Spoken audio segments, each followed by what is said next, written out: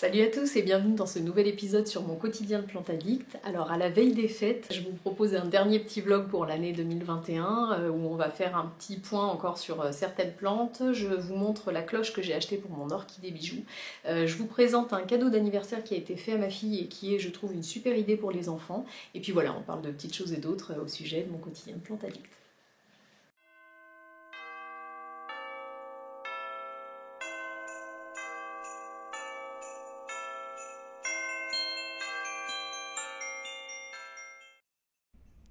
Alors on commence ce vlog dimanche avec le joli dessert que j'avais préparé pour mes invités, donc ce sont des pavlovas. Si vous ne connaissez pas ce dessert, il est composé d'une meringue, de crème fouettée et de fruits frais qu'on vient déposer dessus.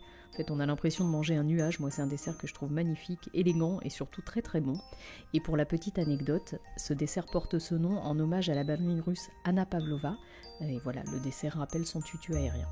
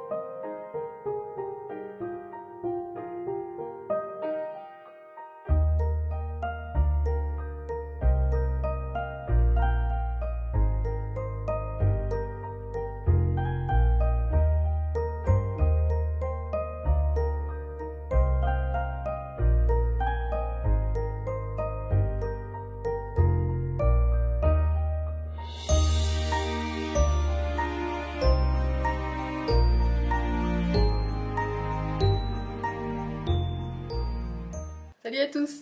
Alors comme vous l'avez vu dans les images précédentes, j'ai trouvé une cloche pour mon orchidée bijou. C'est une cloche que j'ai trouvée sur Le Bon Coin. C'est un réflexe que j'ai, moi j'aime bien, enfin voilà, si vous me suivez depuis un moment, vous savez que j'aime bien la seconde main quand c'est possible. Et c'est vrai que là les cloches dans les jardineries c'était une trentaine d'euros, donc je me suis dit bah tiens, et puis ça m'arrangeait pas forcément d'aller jusqu'aux jardineries. Donc je me suis dit que j'allais regarder un petit peu la seconde main ce que ça donne, et en fait sur Le Bon Coin j'ai trouvé une cloche à 5 euros dans ma ville, à 10 minutes de chez moi. Voilà, c'était parfait, donc je suis super contente. Et voilà une orchidée qui sera bien au chaud là-dessous et surtout bien dans une atmosphère humide. Ça me fait penser à la rose éternelle dans le dessin animé La Belle et la Bête, donc je trouve ça super joli. Ça faisait un moment d'ailleurs que je voulais une cloche, et puis bah voilà, c'était la bonne occasion. Donc je l'ai installée ici. J'ai toujours du mal à l'envers, voilà, elle est là. Je vais lui mettre la cloche, et puis je me demande si je vais pas faire un socle, parce que je me dis que s'il y a de l'humidité qui se crée, je me demande s'il va pas y avoir des gouttes qui vont se faire à force avec la condensation et tomber donc sur mon étagère. Ma plantagère d'ailleurs, et en fait ma plantagère, les étagères ne sont pas vernies, c'est du bois brut, mais je pense que c'est un espèce de contreplaqué, donc à mon avis l'eau là-dessus c'est pas une bonne idée du tout, donc je vais voir peut-être pour faire un socle en bois avec une petite rigole dedans, je sais pas comment dire ça, mais pour que la cloche s'encastre. Voilà, je vais voir ça après les fêtes, peut-être bricoler quelque chose, enfin en tout cas je suis super contente. Et voilà, comme ça je suis rassurée, au moins elle ne va pas brunir d'ici là. Je voulais aussi vous parler de mon Singo Albo Variegata, qui a encore grandi depuis la dernière vidéo que je vous avais faite donc sur l'évolution des plantes du colis d'Aurélie. Alors, donc je vous avais expliqué, j'ai deux pieds, un pied qui tire plutôt franchement vers les blancs et un pied qui est bien panaché. Donc celui qui est bien panaché m'a encore sorti deux feuilles, celle-ci pendant mes vacances, et vous voyez, elle se déroule mal. Alors pourtant ça fait un moment, hein, parce que regardez, celle-là elle a déjà presque terminé de se dérouler. On s'y perd hein, parmi toutes ces feuilles. Et celle-ci, en fait, je pense qu'elle a manqué d'eau. Et que c'est pour ça qu'elle n'arrive pas à se dérouler, puisque pendant mes vacances, vous voyez, le pot est quand même assez petit. Et bon, je voulais pas embêter ma maman avec 50 000 plantes, donc je lui avais demandé de regarder les plantes pardon, qui sont sur le tapis chauffant dans la cuisine. Et puis, bah, celle-ci, quand je suis rentrée, c'était très très sec, enfin le substrat c'était un caillou. Donc je pense qu'elle a manqué d'eau et que c'est pour ça que ça a du mal à se dérouler. Celle-ci par contre s'est déroulée parfaitement. Donc voilà. Et on est à nouveau, alors comment je vais vous montrer ça? Oh, voilà, la nouvelle feuille, on est à nouveau sur une feuille blanche. Donc là, en fait, c'est... Alors, est-ce que vous allez réussir à voir? Vous voyez le tronc? Tout ça, il n'y a pas de feuilles. Pourquoi? Parce qu'en fait, là, il y a eu 5 feuilles en tout qui étaient blanches et qu'elles tombent petit à petit. Donc, il faut savoir que les plantes font la photosynthèse grâce aux parties vertes de la feuille, donc qui sont pleines de chlorophylle. Là, sur les feuilles blanches comme ça, elles n'ont aucun moyen de photosynthétiser. Et du coup, bah là, je pense que ça fait trop. Alors, c'était joli, 1, 2 feuilles. J'étais toute contente. Ah, j'ai une feuille toute blanche. Je pensais que ça serait qu'une. Et puis, en fait, 2, 3, 4, 5, elles ne s'arrêtent plus. Et je pense qu'elles s'épuisent. D'ailleurs, elle les sacrifie une par une. Et donc, du coup, c'est en train de me faire une grande tige sans feuilles. Donc, j'aurais dû déjà la couper il y a un moment. J'avais du mal à m'y résoudre. Et ben voilà, là, c'est le signe qu'il faut le faire. Alors, je vais quand même lui laisser ouvrir. Non, ça sert à rien d'ailleurs. Parce que celle-là, j'ai regardé, j'ai essayé de dérouler un peu, mais encore une fois, c'est une toute blanche, toute blanche. Il n'y a pas la moindre trace de vert. Ah bah tiens d'ailleurs. Voilà. On est encore sur du tout blanc. Donc voilà, il va falloir que je la coupe et... Voilà. Et vous voyez, donc là, le tronc est devenu complètement blanc. Je vais même pas... Est-ce que vous voyez? Voilà. Je vais même pas la couper là. Je pense que je vais couper ici, pour vraiment qu'elle reparte sur un tronc vert. La dernière feuille, c'était celle-ci. Ouais, je vais couper juste au-dessus. Ça, c'était parfait, quoi, mais il ne faut pas plus que ça. Voilà, donc j'espère que ça va l'aider à repartir. Et puis quant à celui-ci, ce pied-là qui ne s'arrête plus, donc qui me fait des feuilles, mais magnifiques, de chez Magnifique. Et bien lui, vous voyez, alors le tuteur, on ne le voit même plus. C'est un espèce de petit bois flotté que j'avais ramassé sur la plage. Mais voilà, ça l'a dépassé depuis longtemps. Et puis moi, ce que j'aimerais, c'est... Là, j'ai 2 pieds. J'aimerais en avoir un 3e de ce côté-là pour que la plante soit plus uniforme. D'ailleurs, quand vous voulez que les plantes comme ça soient bien uniformes de tous les côtés, ce qu'il faut faire, c'est les tourner régulièrement. Donc moi, l'astuce, je les tourne d'un quart à chaque fois que je les arrose. C'est toute une organisation, mais voilà, c'est juste une habitude à prendre. Hop, je les tourne un petit peu. Et puis comme ça, les feuilles sont dans tous les sens. Parce que sinon, on se retrouve avec des plantes qui ont... toutes les feuilles du même côté. Donc là voilà, je voudrais mettre un 3e pied, alors du coup je l'ai marcoté. Voilà, et une fois que les racines apparaîtront, je pourrai couper. Je vais faire une vidéo sur le marcotage une fois que ça aura pris. J'ai pas trop de doute quant au fait que ça fonctionne parce que j'ai déjà essayé le marcotage aérien, mais voilà, ça fera l'objet d'une vidéo pour vous expliquer. C'est une technique de bouturage qui est simple et très sûre. Voilà, donc pour l'évolution du Cingo Albo Variegata. Et puis en dernier, je voulais vous montrer mon cactus de Noël, parce que c'est bien la semaine pour en parler. Donc je vous en ai parlé rapidement la semaine dernière en voix off. Je vous disais que ça, en fait, c'était 2 bébés plantes à l'origine. Vous voyez la taille qu'il fait maintenant. Des petites bébés plantes chez Botanique. Et donc j'ai mis 2 couleurs. On m'avait offert celle-ci, donc qui est rose clair. Et puis la rose foncée comme ça. Voilà, donc moi je les ai mélangés, je trouve ça plus joli. Et voilà, bon bah vous voyez, les fleurs commencent à sortir. Et donc je vous disais dans mon dernier vlog, le meilleur conseil d'entretien là que je peux vous donner pour cette plante, c'est vraiment de les mettre dehors. Quand il y a pas de, quand les températures sont pas assez froides, ça ne fleurit pas. Et d'ailleurs là, cette année, ici dans le sud, il a mis longtemps à faire froid. Là, ça y est, on est bien dedans. Et vous voyez, les fleurs commencent seulement à sortir, alors que normalement, à Noël, j'ai des grappes de fleurs, c'est magnifique. Donc voilà, c'est une plante qui a besoin de froid. Mais non, j'oublie de vous dire le plus important, la bonne nouvelle de l'hiver, ma Sarian qui me fait une pousse. Attendez, je vous montre ça. Toc. Voilà, donc comme je vous disais dans un précédent vlog, il faut vraiment observer les plantes et regarder, effectivement, il y en a qui rentrent en végétation, on arrête l'engrais, mais par contre pour celles qui continuent à pousser, il y a tout intérêt à continuer à les engraisser, voilà, pour les soutenir un peu. Je vous ai pas remis bien comme il faut. Hop, pour continuer à les soutenir et puis les aider à sortir les feuilles. Ça évite d'avoir des feuilles qui sont abîmées. J'en ai une justement dans mon Birkin que je vous ai montré la semaine dernière qui commence à sortir, et puis la feuille est abîmée parce que je pense qu'elle est restée longtemps coincée là-dedans et voilà, elle avait besoin d'un bon coup de boost. Voilà, donc engrais pour les plantes qui poussent, et puis j'espère qu'elle va être énorme, aussi énorme que celle-ci, et elle repartira à sa place et moi je pourrai enfin être, j'espère que je suis pas floue cette fois-ci, mais voilà, j'espère qu'elle va être très grosse. Voilà, cette fois-ci j'ai terminé mon petit point.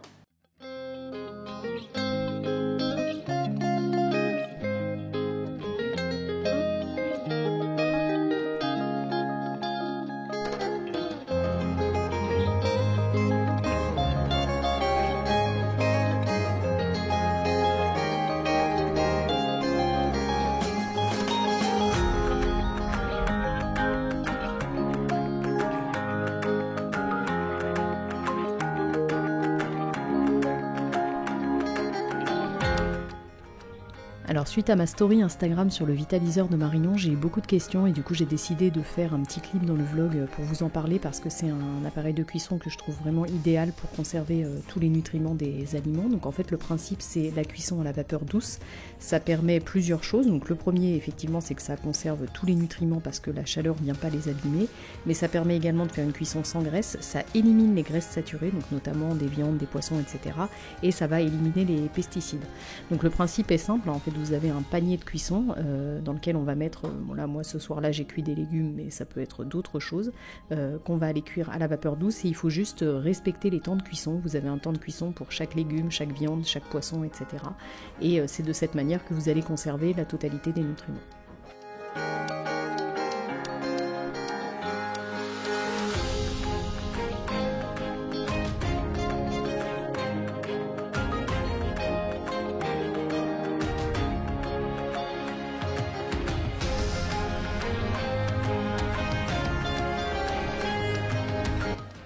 Alors ma petite astuce, c'est d'ajouter pendant la cuisson des gousses d'ail en chemise. C'est délicieux au vitaliseur, c'est fondant à l'intérieur.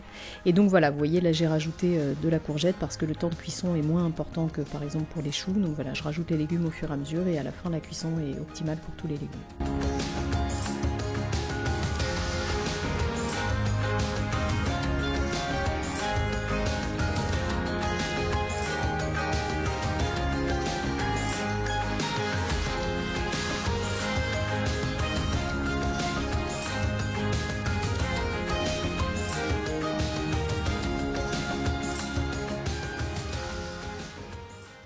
Coucou!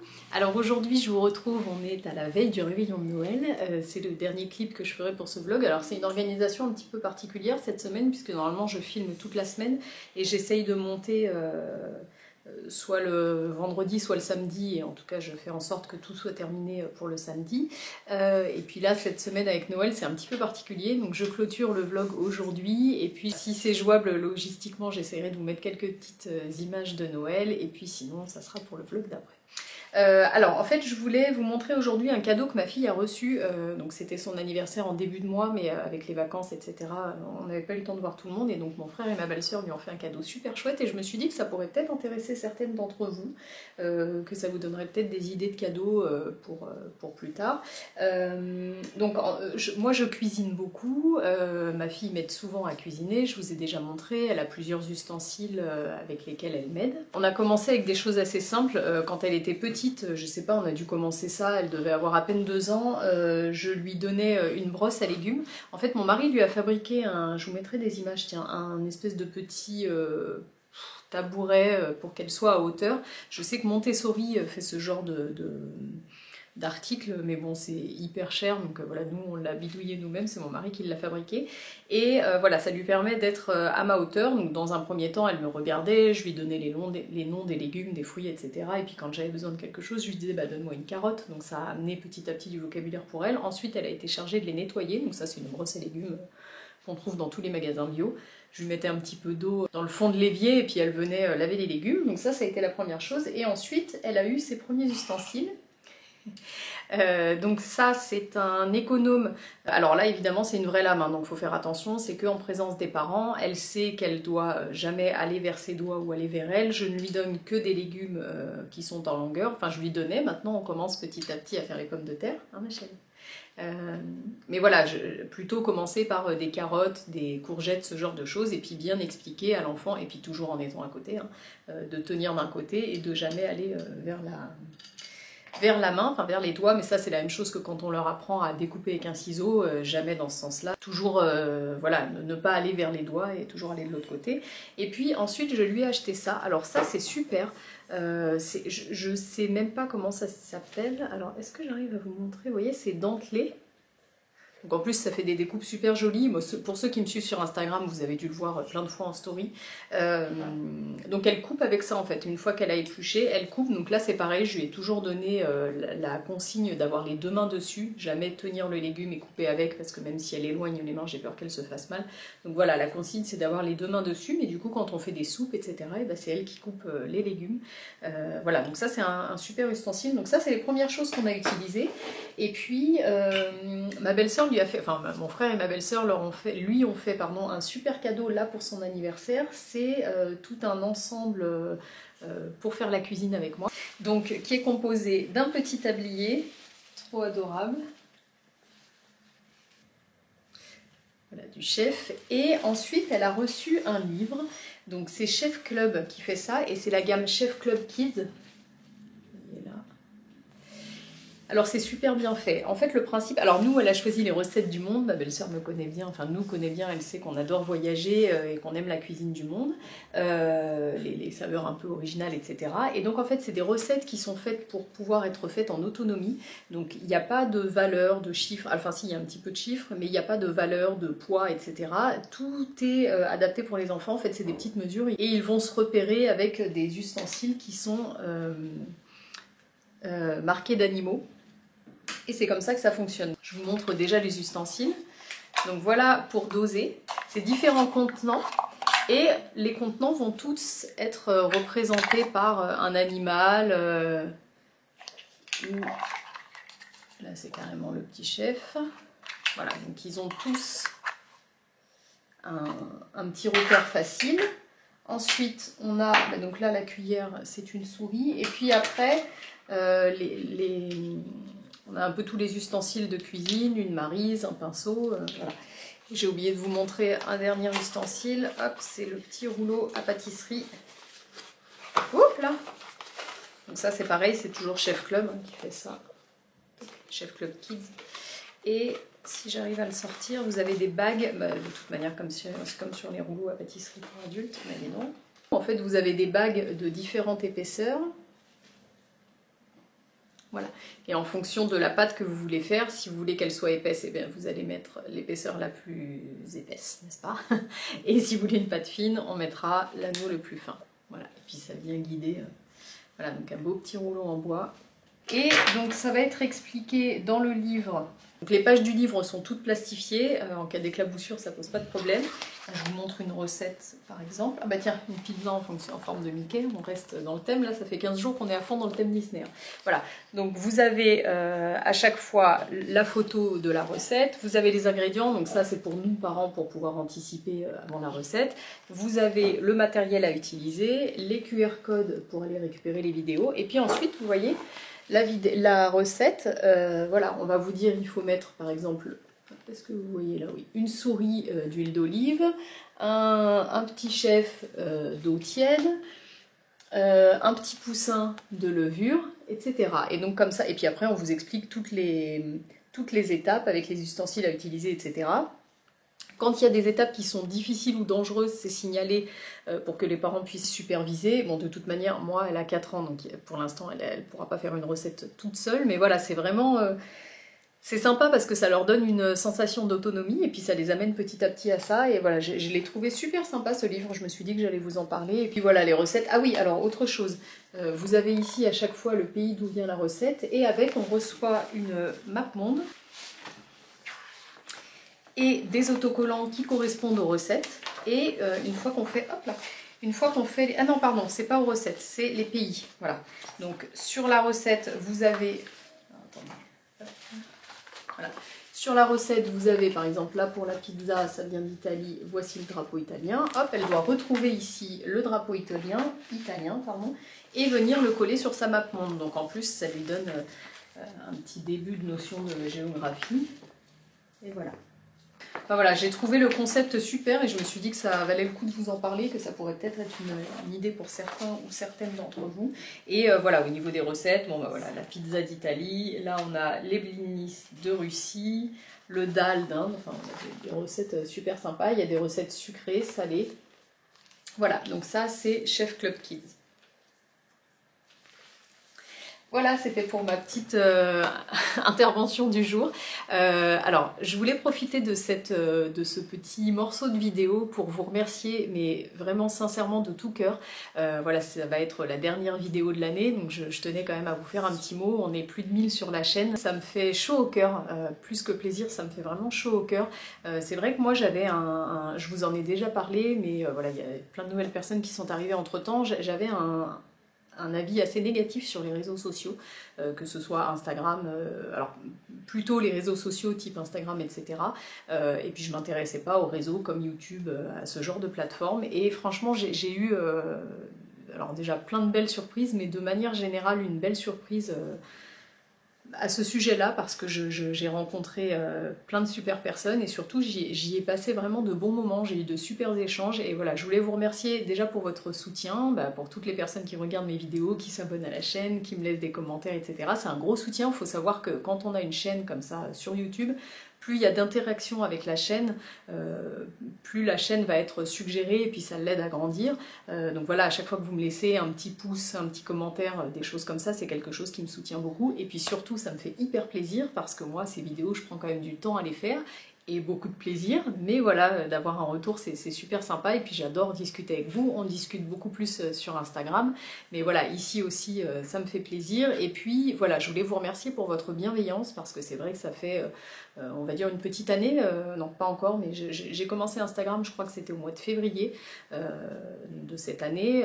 Voilà, j'ai eu beaucoup d'échanges et je me suis aperçue que finalement les réseaux c'était pas aussi malveillant que ce que j'aurais cru et c'était surtout pas aussi superficiel que ce que j'aurais cru. Je pensais pas qu'il y avait un petit comme ça, un petit micro-monde vert qui était différent de ce que je voyais des réseaux et je suis ravie de l'avoir découvert et c'est sûr que si on m'avait dit il y a quelques mois ou l'année dernière, un jour tu feras une chaîne YouTube, j'aurais bien rigolé et puis voilà, finalement c'est le cas, ça me plaît beaucoup, ça m'apporte, finalement c'est devenu une espèce de petite bulle voilà, sociale déjà dans un premier temps parce qu'avec le contexte actuel, on a moins de contacts sociaux qu'avant et puis voilà, c'est que du positif ici, c'est aussi pour ça que j'essaye de parler plutôt des trucs positifs. Après j'ai une vie comme tout le monde, j'ai des petits soucis, etc. C'est vrai que c'est des choses que j'aborde pas forcément parce que je me dis que voilà, on a tous besoin, je pense en ce moment, de good vibes et moi ça m'en apporte beaucoup. Donc voilà, je voulais vous remercier vraiment hyper sincèrement. Je vous souhaite à tous d'excellentes fêtes de fin d'année, remplies d'amour, de bienveillance, de tolérance et de bonheur, entourés de vos proches et des gens que vous aimez.